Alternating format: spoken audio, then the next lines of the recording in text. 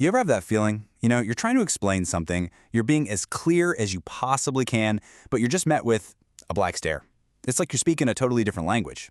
Well, today, we're going to dive into a skill that is, I think, one of the most powerful and honestly underrated tools we have, the art of seeing things from a different perspective.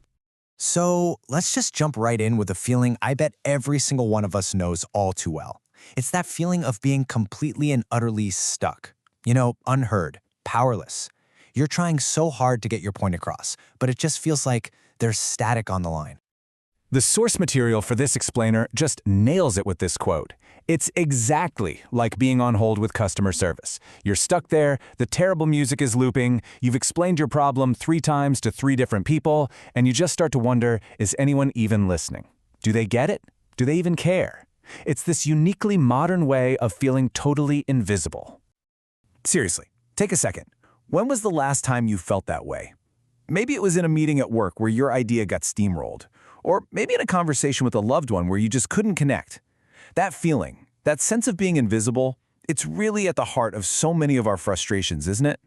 Now, this feeling, it is not new, not by a long shot. In fact, there's this incredible, timeless story that captures this exact struggle perfectly. It's a parable about 2 people who are practically living in different realities. A story about a judge and a widow. So the setup is pretty straightforward. On one side, you've got a widow. Now back then, that meant she had 0 social standing, no power, no money. She is the absolute definition of vulnerable. And on the other side, you've got a judge, a guy who has all the power, fears no one, and frankly could not care less about doing the right thing. And when you actually break it down like this, the difference between their 2 worlds is, wow, it's just night and day. He has all the power, she has none. He's completely indifferent to justice. For her, it's a matter of survival. To him, she's just a nuisance, this annoying pest who keeps interrupting his day. But from her side, this is everything. This is about demanding that someone, anyone, sees her reality. They're living in the same city, but they might as well be on different planets. So this huge disconnect, this chasm between the judge and the widow, it actually has a name. We call it an empathy gap. And it's something we run into all the time, anytime we forget or refuse to try and step into someone else's shoes. And this is so important to understand. Perspective taking isn't about agreeing with the other person. You don't even have to like them. It is simply the active effort, and that's the key phrase, the active effort to try and see the world through their eyes, to understand what they're up against, what they're feeling. Come on, we've all had this happen, right? Think about a recent disagreement you had. Was there a point where you kind of stopped and thought, hang on, what does this whole thing look like from their side? That little light bulb moment, that's the first step. That's you consciously choosing to see differently. And that right there, that gets to the absolute core of the judge's failure. He never once made that effort. He never stopped to ask, why is she here again? What must it be like to be this desperate? He just stayed locked inside his own little bubble of power and comfort. And because of that, any real justice was completely impossible. Okay, so recognizing the problem is a great start. But what do we actually do about it in our own lives? Well, that brings us to a really practical, simple toolkit for building this empathy muscle. It really comes down to these 3 simple but game-changing steps. First, just listen.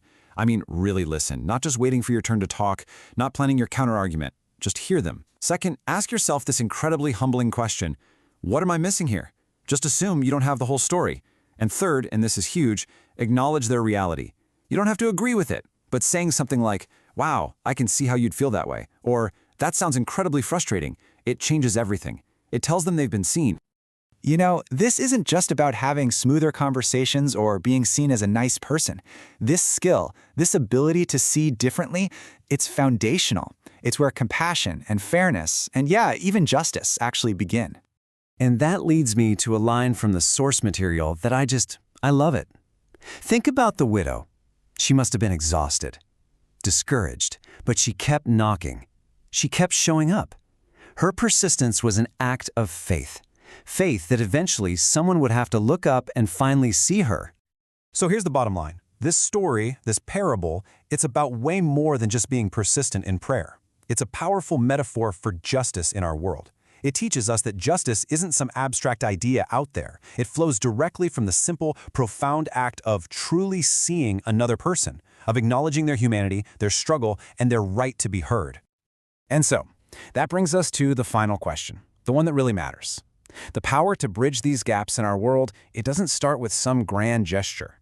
It starts with a small, intentional choice. So who in your life, at work, at home, in your neighborhood, who feels unheard right now? Whose reality have you maybe failed to see? Whose perspective will you choose to seek out today?